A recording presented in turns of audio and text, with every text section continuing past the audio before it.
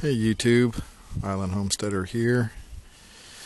Well, as you can see, it's just about completely finished. Getting ready anyway. This is day 2 of getting the garden ready. All I gotta do now is go in there and turn that one little patch over by hand, and then get the boxes in there.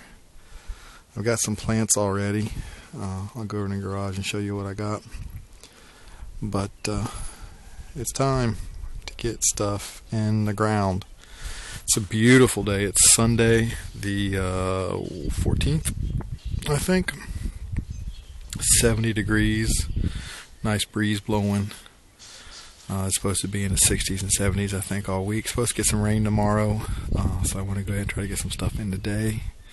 Of course, the only problem is it's also the final day of the Masters, and that's kind of delaying my progress out here on the garden a little bit, because that's the only sporting event that I watch on television is golf, and of course the Masters is the Super Bowl of golf, so I'm kind of missing out on that. But I got the DVR set, and besides, when it's this sunny and warm out anyway, you got to go and sit down and drink a little iced tea every 45 minutes or hour or so. So I go in there and get a little golf fix, and then come back out here and get back to work on the garden. So anyway, got it tilled for the final time, and then knocked everything down nice and even. I get in there and rake it just a little bit, and get the boxes back in. Let me go show you what plants I got.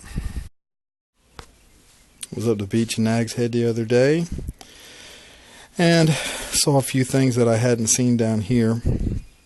So I just picked up a few things. I didn't want to get too much because I wasn't ready then, but some of this stuff were ones I hadn't seen down here. So I got 4 eggplant.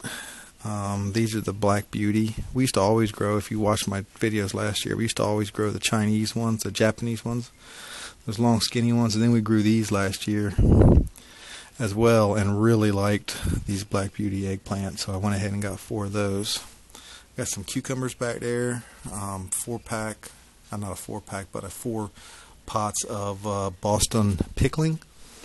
And I did go ahead and pick up a few tomatoes, not a whole lot. Let's see, what have we got? Homestead, trying more heirlooms again this year. That one's Homestead, that one's Homestead. That one back there is Black Prince. And this one, both of these are Mortgage Lifter. And that's 3 that I've never grown before. Saw them at the store, so I thought I'd grab them. And let's see, 2 4-packs of yellow crookneck and 2 4-packs of zucchini. So that's all I've got right now, and a bunch of seeds up in the house. And so I'm going to go out here and get the garden set up. I'll be back in just a little bit. And progress has been made. Got the first few boxes set, and this one I've got planted. That's 4 hills, well, not really hills, more like holes. I don't hill my squash and zucchini because I don't have a drainage problem here, and I think that's why you hill. My problem here is actually holding water, so I plant in depressions typically to help hold the water. So those 4 depressions, holes, hills, whatever you want to call them, are yellow crookneck. And those 4 are zucchini. And let's see, this is the box that had the corn in it last year, so just doing a little rotating. The squash and zucchini last year were at the far ends of the garden, and of course, if you watched my stuff last year, I got squash vine borer in them bad, so I'm sure there's grubs up there in those corners, so I'm going to try to stay away from those corners. This box right here, I had sweet potatoes in it last year. I don't think I'm going to do sweet potatoes this year, just because I've still got a ton of them left from last year. I'm really the only one in the house that eats them, and I had 50 pounds of them last year, and I got them canned up, ate a few fresh during the winter, but I think I got enough sweet potatoes to hold me for a little while. That box over there, that's a 10-foot by 4-foot. These other ones are 8 foots. I think that's going to be my corn box this year. I'm going to try a little bigger box, try a few more ears, or a few more plants. I didn't get any corn last year. It grew, it set ears, and then it got wormy. before the ears were ready. So this year I'll know that ahead of time, and I'll be ready with some spray to keep the worms out. Never had any success with corn before, so I didn't know that that whatever those worms are that gets in it were such a big problem. But this year I will, as soon as they start to set ears, I'll start spraying it. I'm not sure what with, 7, neem oil, something like that, to try to keep the worms from getting in the ears. And I'll be doing the horizontal trellising method like I did last year. That seems to be, in my opinion anyway, in this windy environment, the only way that I'll probably be able to grow corn. So those 3 boxes are set. I got first boxes over here on the 8-foot trellis, and these are pickling cucumbers, Boston pickling. So 2 sides of that. This one, the other 8-foot trellis, is going to be just regular slicing cucumbers. I usually do those like the English burpless, the longer skinny ones if I can find them. I like the burpless cucumbers. My acid reflux likes the burpless cucumbers as well. And then these 2 shorter trellises are going to be pole beans. I tried them last year, didn't have a whole lot of success, but I'm going to give them another try this year and see what I can do with them. These boxes, that's like 14 feet total of box right there. That's going to be my green beans again. Well, actually, it's going to be those purple ones, those Royal Burgundies, same ones like last year I had such good luck with. I really like the purple ones, even though they turn green when you cook them. They are, it makes it so much easier when it comes time to pick. And sometimes I got my family helping out, my wife and the kids, and you know, they're not quite as much of a gardener as I am, so it's easy for them. I just tell them to go look for the purple beans, and they look for the purple beans and the green plant, so that makes it a lot easier.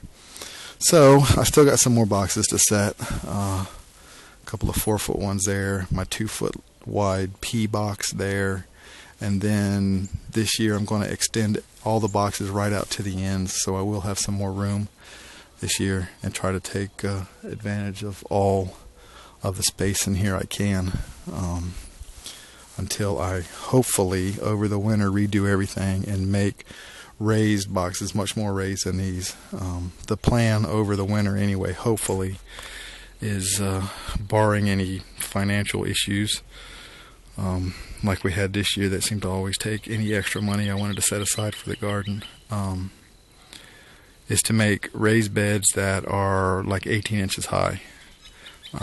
I'm going to try to do 3 layers or 3 levels of 2x6s, so it won't be a true 18-inch, but to go ahead and get it up, I think if I get it up that much, I'll be able to get it up above most of the flooding, and then those will be permanent boxes. I'll never till them again. I'll try to fill them with good stuff, you know, a potting mix, peat moss, some compost if I can get it, stuff like that, so that it's a good media in the boxes, and I won't need to get in there and till. I'll never get in there and walk on them, and those will be permanent raised boxes. Try to get up out of the ground some, which always causes a problem for me when the storms come. So anyway, the sun's starting to go down a little bit here. I haven't been in lately to check any golf in a couple hours, so I don't have a clue who's leading in there. I think last time I was in there, Angel Cabrera was in the lead, so I need to get back in there. I've got pretty much everything I'm going to get planted today. The only other thing I could get planted today is the eggplant. I just haven't figured out which boxes to put them in yet. I may have to build. You can see that box over there has got a little bit of a problem, a little bit of a sag in the middle. The board broke there in the middle, so it needs to do a little repair. That's the boxes that it was right beside that 10-foot box that I had it in last year. So we'll see. Try moving stuff around a little bit. Not really true crop rotation, but try to move stuff around a little bit anyway. So anyway, before it got too dark, I just wanted to show you that progress had been made out here today, that I haven't spent the whole day in watching golf. As a matter of fact, I haven't spent nowhere near as much time in there watching it as I wanted. So there's a look. Probably won't be a whole lot of difference by the end of the day, so I'll just go ahead and end this video now. And thanks for watching, guys. comment, rate, and subscribe. And I'll put subscription link box, whatever you call that thing, here in the video. So all you gotta do is click on it to subscribe if you're not a subscriber. And thanks for watching, as always, and God bless, guys.